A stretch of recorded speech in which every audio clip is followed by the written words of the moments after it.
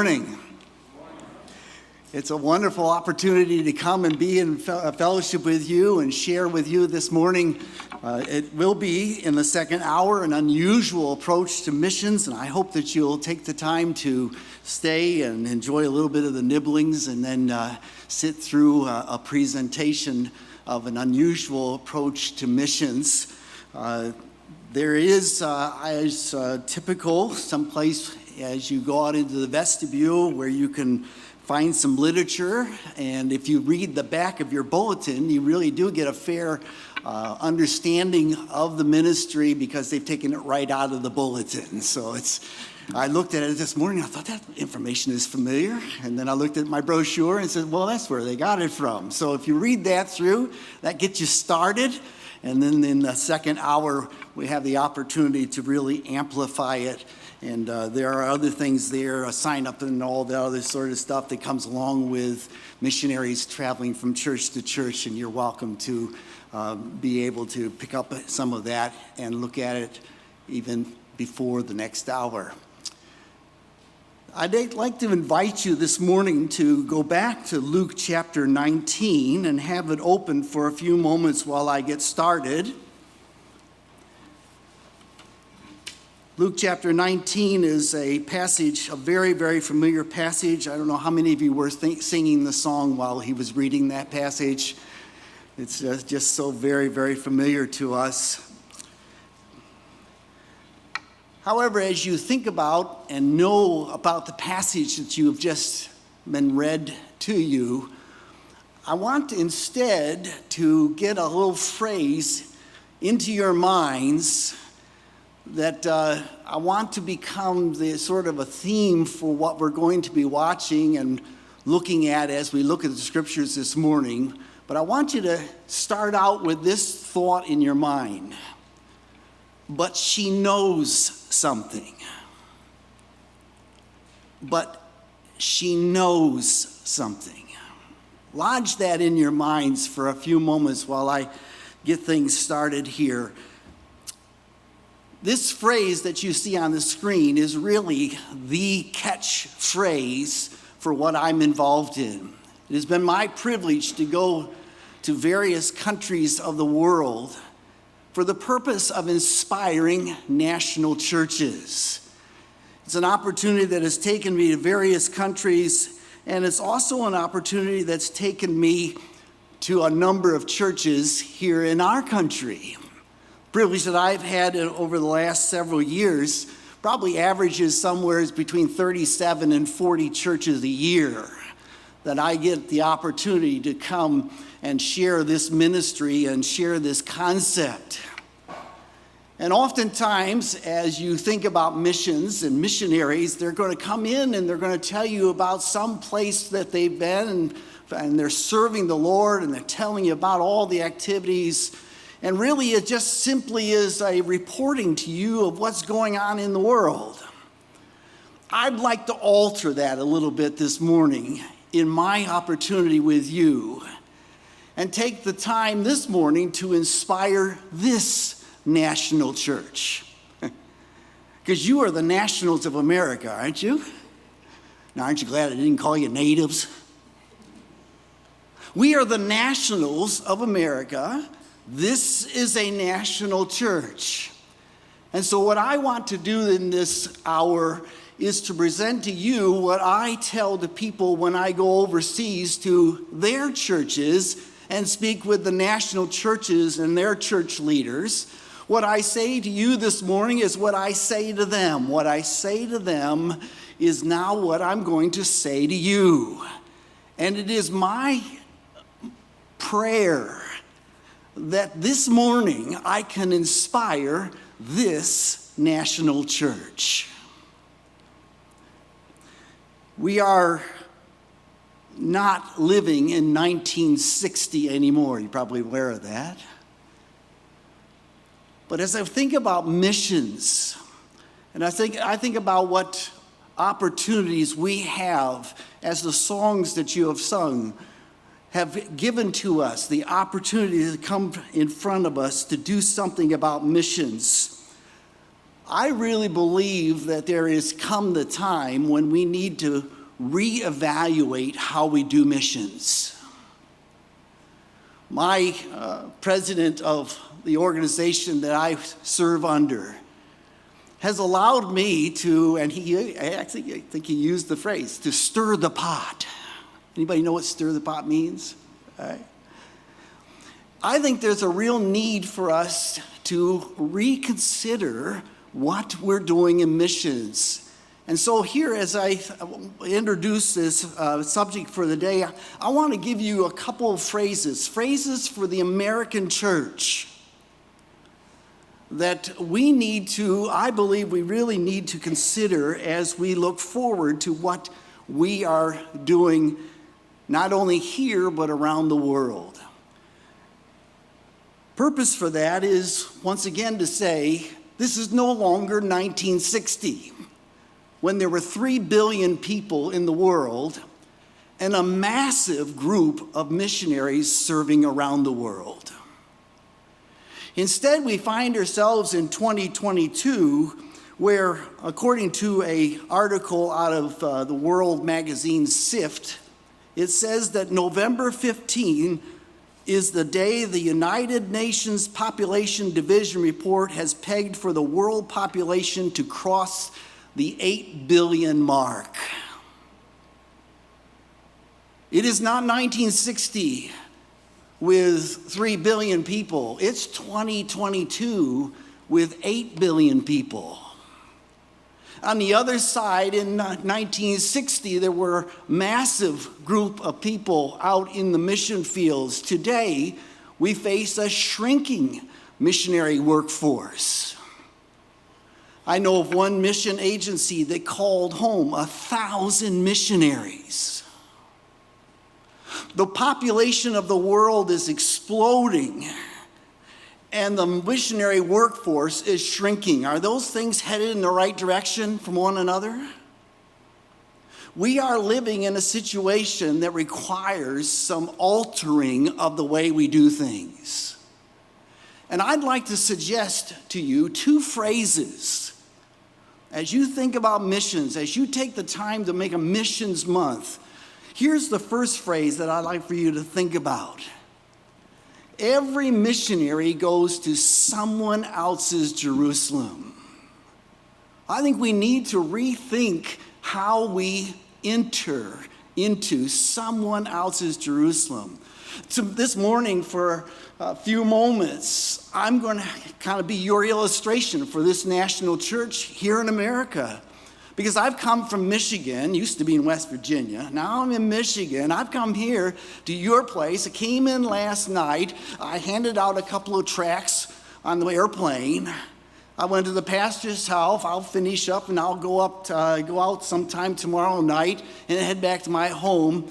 And the question will be, what have I done to reach Alexandria? I have come to your Jerusalem.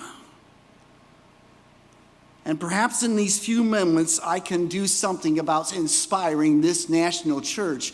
When we send missionaries around the world, I think we need to understand that we are sending them to someone else's Jerusalem. When we talk about Jerusalem, here's a picture that I use, and I will use it and explain it further when we get into the next hour. But I utilize this. It comes out of the Great Commission passage of Acts 1:8, where I believe that Jesus gave, as he departed, he gave them their strategy for reaching the world. And you see in Acts 1:8, if you're familiar with that passage, I hope you are, beginning in Jerusalem on out into Judea, Samaria, and the uttermost. I've tried to think, how can I picture that? And I've used these circles. I can't tell you the number of times I've sat with church leaders and drawn these circles on a napkin or a piece of paper, never with PowerPoint. But I've had that opportunity, and I said, it's like taking a stone and throwing it in the water. What happens when it hits the water? One child said, splash. No, we want to think in terms of the ripple effect, right? From Jerusalem, let it ripple out to Judea, says Jesus. From Judea, let it ripple out to Samaria. From Samaria, let it ripple out to the uttermost parts of the earth. And that's exactly what they did. Acts chapter 2, Peter preaches in Jerusalem. 3 through 7, they're dealing with Judea. Acts chapter 8, Philip goes up to Samaria. Acts 13, Paul goes to the world. It's exactly what they did. Now, as we face our circumstance where we are meant to go from our Jerusalem, well, let me join you for a moment. From Alexandria, let the gospel go out to all of Virginia. From Virginia, let the gospel go out to all of the United States of America, the largest English-speaking mission field in the world. And then from America, let the gospel go out to all of the world, every part. I know from what I understand of your church and recognize that you have been participants in that strategy in a great way, in a number of ways, and with a number of people going to a number of places. But again, I want you to think every missionary goes to someone else's Jerusalem. Here's the second phrase that I'd like for you to consider as we think of 8 billion people. And that would be, don't send your missionary to do something. Now that may sound a little unusual, doesn't it? I mean, after all, that's why we go. We go so we can write prayer letters back and tell you what we've done in the places where we have gone. That's what missionaries do. They go, they serve, and they write home and tell people what God has done through them. I'd like for you to think instead of this phrase. Send your missionary to train and or assist national believers to do something. Ministry that I will talk to you about in the second hour really puts an emphasis on the word multiplication. And I really believe that addition is no longer acceptable in missions today. What one person will do in one place for a lifetime. We need to start thinking in terms of how many people can we get motivated to do God's work. Now, as I look at that strategy, as I talk to you, as I come to your national church, what I want to do this morning is I want to talk to you about your Jerusalem here in this hour. And then in the second hour, I want to talk to you about an unusual approach for the rest of the world. Let's begin by talking about your Jerusalem. Now, you have your passage in front of you. Luke 19's there. I want you to put some marker there, whether it's your bulletin or something else. I want you to, and instead of starting there, I want you to turn all the way back to 2 Kings chapter 5. Because she knows something. Is that lodged in your mind yet? Because she knows something. In this passage in 2 Kings chapter 5, we're going to look at what I would say is the duty of every believer to be a witness. And utilize the story that's here in order to make that challenge. Because we have in this passage a young lady, a little girl, who is just an ordinary girl. But as you read through the passage, you're going to find that she does something very extraordinary. We're going to look at a little girl who is completely insignificant. We don't even get her name. And yet this insignificant girl is going to do something very significant because she knows something. You got that phrase in your mind? Because she knows something. Let me give you the background to this passage. King Joram is in Israel as the king. He is the son of Ahab. If you know anything about Ahab, you know that wasn't good. And the son has not fallen too far from the tree. He is no better, perhaps might even be worse, following in his father's footsteps. King Ben-Hadad is over in Syria, and he's not a nice guy either. In fact, he is one that has decided that he could send raiding parties out and crossing borders into countries and disturbing the people in those countries. And even during the raids, taking captives from amongst the people and dragging them back to his country to be their slaves. Such is the instance that you have here in this passage. We start out with the verse, and as we come to the verse, I want you to begin to start thinking about three phrases. Here's the first one today. Witness where you are. I want you to think in terms of witnessing where you are, but with this additional thought. There is always an opportunity if you're willing to look. Again, we start with verse number 1. Now Naaman, captain of the host of the king of Syria, was a great man with his master and honorable, because by him the Lord had given deliverance unto Syria. He was also a mighty man in valor. We are talking about one of the great heroes of the Syrian army, of the Syrian nation. We find here we are introduced to this general, this great man, this man who is held in such high esteem. We find that he is one that has done all sorts of great acts and is just a mighty man in valor. He is a hero in the nation. In fact, I just noticed one thought. Because by him the Lord had given... Wait a minute, what is the Lord doing in this passage?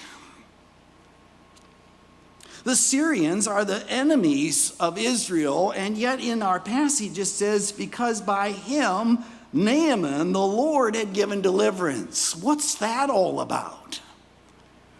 Well, again, if you've read your Bible, you know that there are times and places where God has used the enemy to punish his people for the purpose of bringing them back to himself. And I think that's what this instance is all about. We're talking about a man whom God has used to punish the nation of Israel, and as such, given deliverance to Syria, while Israel has been punished for its stepping away from rejection of their Lord. Naaman is a great man. He is the hero. He is the honored one. Now, did you notice that I didn't finish the verse? Because at the verse it says, but he was a leper. The hero of this nation, the man who is so highly valued and so honored, is a man who is suffering from leprosy. If you know anything about leprosy, you know that it is a disease that will take parts of your body falling off, and eventually you will die. So the setting we have here is of a man who is honored greatly by the nation, held up as a hero, and he's dying. Secondly, we're introduced to the young girl. And the Syrians had gone out in companies and had brought away captive out of the land of Israel a little maid, and she waited on Naaman's wife. Again, we have no idea who she was as far as the name goes. All we know that she is a young captive girl, but she has found herself in an extreme situation. Let's begin by thinking about, where was she? Well, she was stolen from her family. She was not home. Does it ever disturb you as you see the little cartons of milk and you see the people who have gone missing, the children that are gone, the thousands of people who are missing? She joins that, but no carton of milk. She's been stolen from her country, from her family. She is not home. Where is she? She is in enemy territory. She's outside her beloved country. Where is she? She's among the enemy. She is not surrounded by friends and family. Instead, she is surrounded by people who hate her because she is the enemy.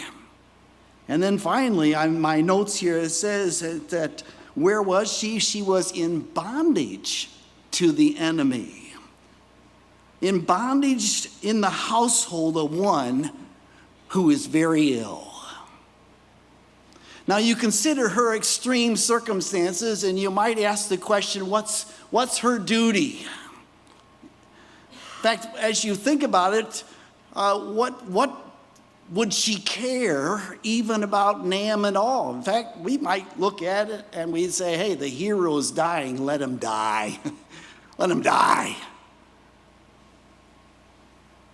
She has no reason, if seemingly, on the basis of where she is, that she would have any interest in Naaman.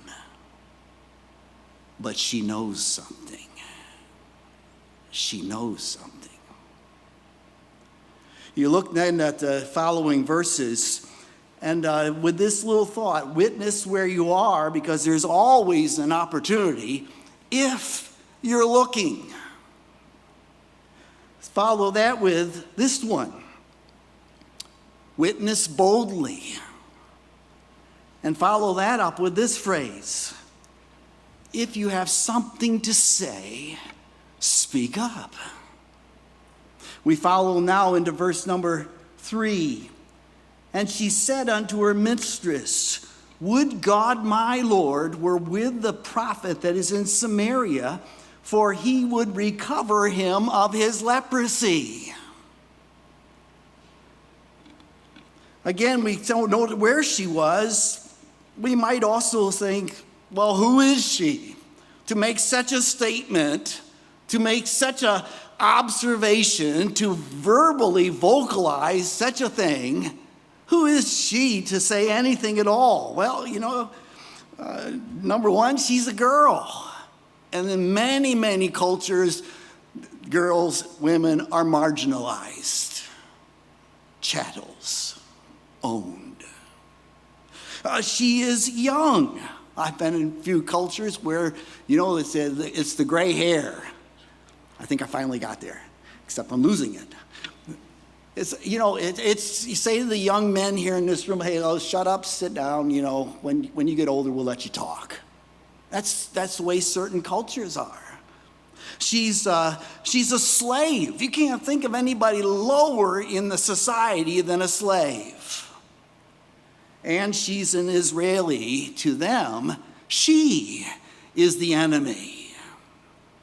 There is absolutely no reason for her to be heard or even listen to or even care about what this little girl would say. And yet, in the midst of whatever, against all odds, she was heard. Not only was she heard, she was believed. Because you see in the next verse, it says, and one went in and told his Lord, thus and thus said the maid that is in of the land of Israel. They listened to what she said. Verse number 5, and the king of Syria said, go, and I will send a letter unto the king of Israel. And he departed and took with him 10 talents of silver and 6,000 pieces of gold and 10 changes of raiment. She not only was heard, she was believed, because at that moment, they suddenly had hope. They had a hope that this hero could be restored to health and continue being our hero.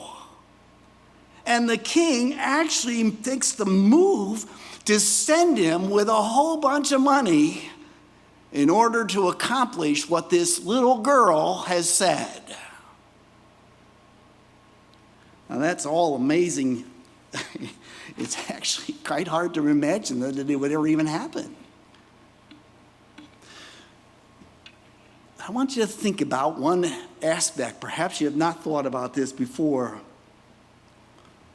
Because this little girl who knows something has spoken up and told what she knows. But here comes this third point, and that is to witness with hope. Followed by this phrase, take the risk because you believe.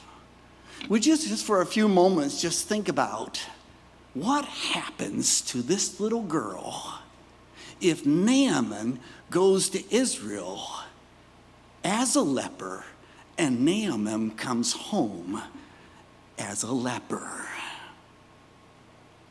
What happens to this little girl who has spoken up, been heard, been believed, and they've responded and they have said, what happens if Naaman comes home a leper? And it could have happened easily. You read the rest of the text, and I'm not going to read it all for you. But for the first question in mind, what if Naaman never gets to Elisha? Well, that almost happens because Naaman goes to the wrong person. He goes to the king, and the king says, what? Who am I? Verse number 7, am I God to kill and to make alive, that this man doth send unto me to recover a man of his leper? Is he trying to start a war? What happens if he never gets to Elisha? What happens then if Elisha refuses to see him? And that does happen. Because you note down in verse number 10,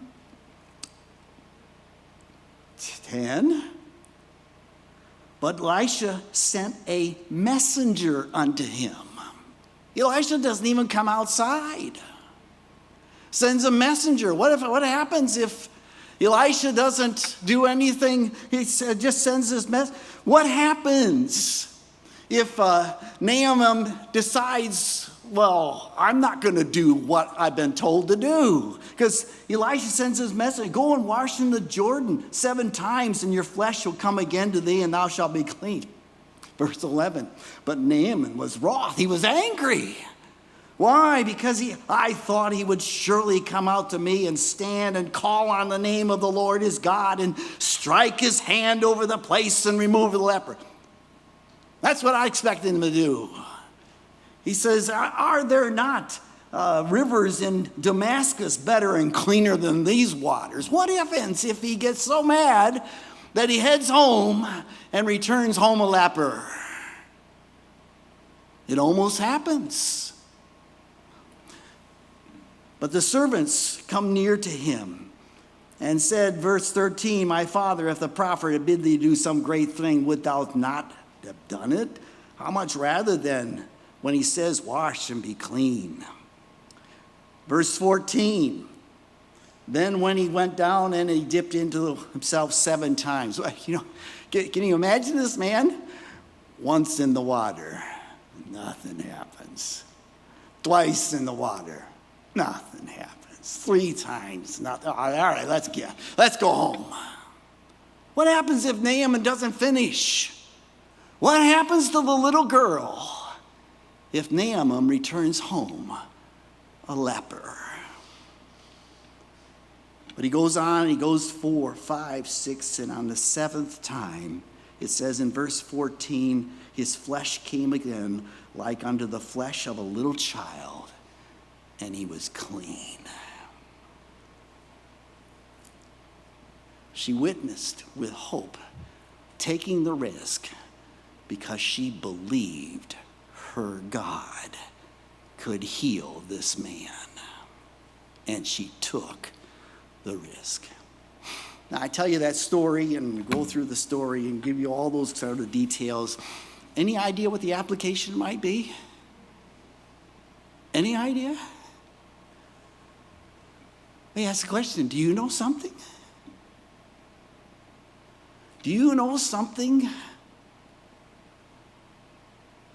that the sinners like Zacchaeus and a host of the people who live in Alexandria haven't figured out? Do you know something about what it means in your life to have been lost in sin, to have been told about Jesus and the salvation that comes through a belief in his death, burial, and resurrection, and the change that came into your life as a result of that? Do you know something? Perhaps we can go through the thing and we say, witness where you are, right here in your Jerusalem. This hour, we're talking about Alexandria. Next hour, we'll talk about the rest of the world. Witness boldly and witness with a hope that the people with whom you share your faith could indeed make that decision that will rescue them from an eternity in hell.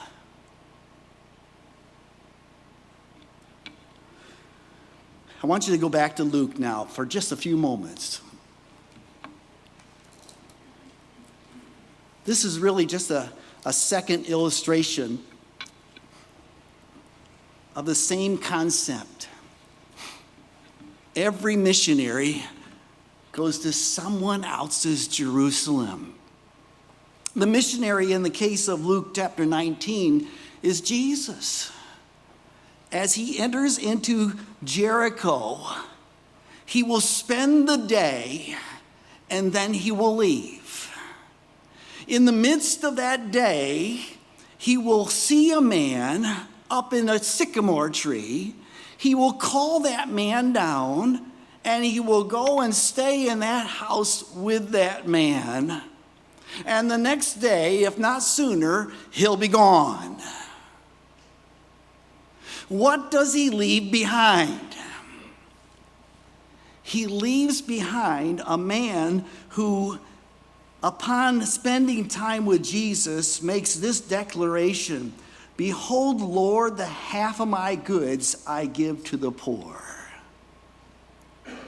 Can you just for a moment imagine what it was like to be poor in Israel and have Zacchaeus show up at your door? First of all, you see, Zacchaeus, I have no money. I'm not here for your money. I'm here to give you money.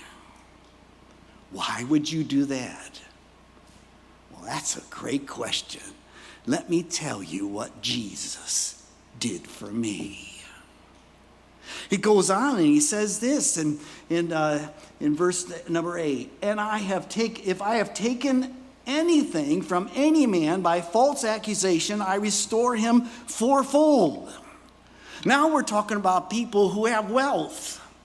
People from whom Zacchaeus and his other publican friends have stolen from them much more than they were ever intended to take, because that's what publicans were doing, and that's why they were hated. And he shows up and he knocks on their door. "Oh, Zacchaeus, I've already paid. I'm not here for your money. I was wrong. I stole from you. And I'm going to do what it talks about in the Old Testament. I'm going to give you back 4 times what I stole you."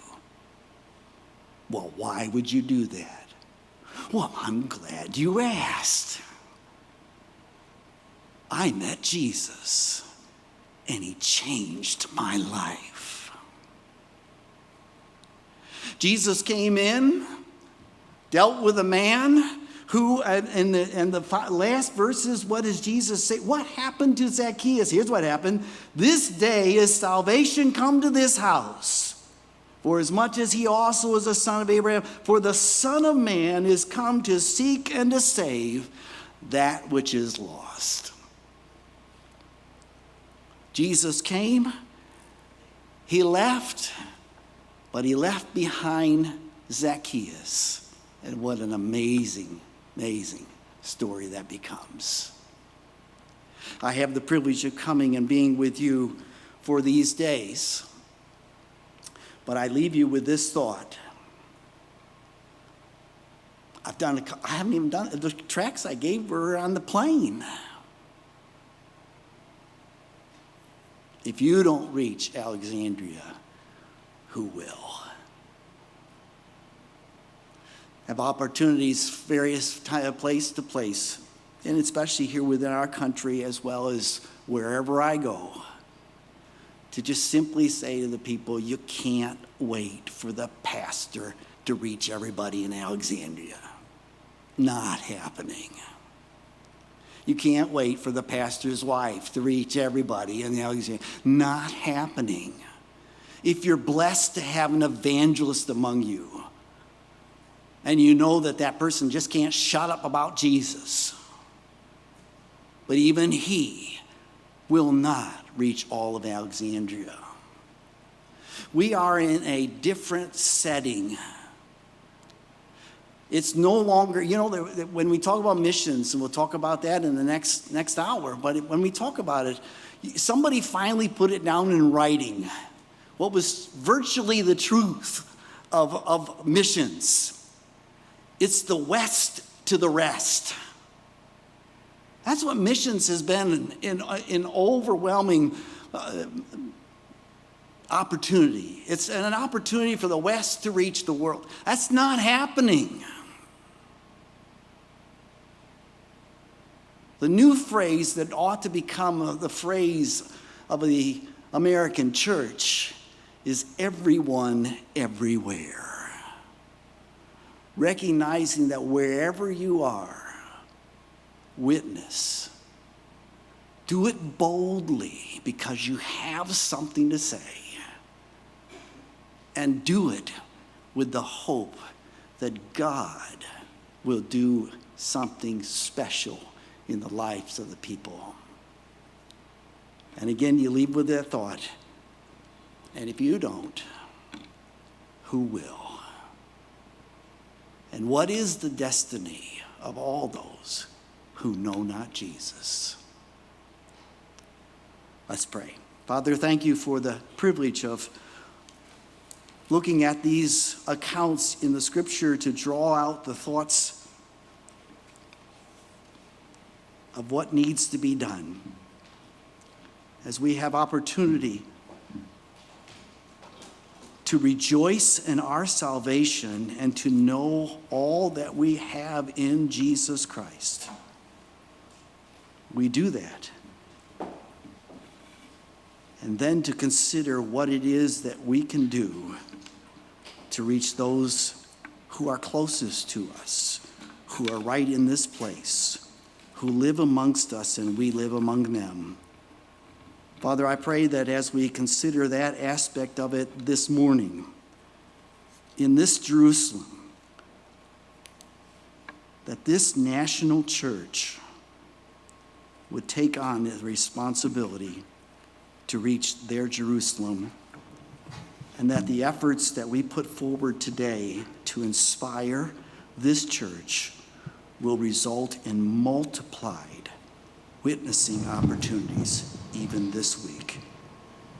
And Lord, if there be anyone here this morning who has no story of how they were lost, how they were introduced to Jesus, and he changed their life, if there is someone here without that, I pray that today would be the day of salvation, that they would not leave until they have sought out and found what we as believers have come to rejoice in. We pray this in Jesus' name.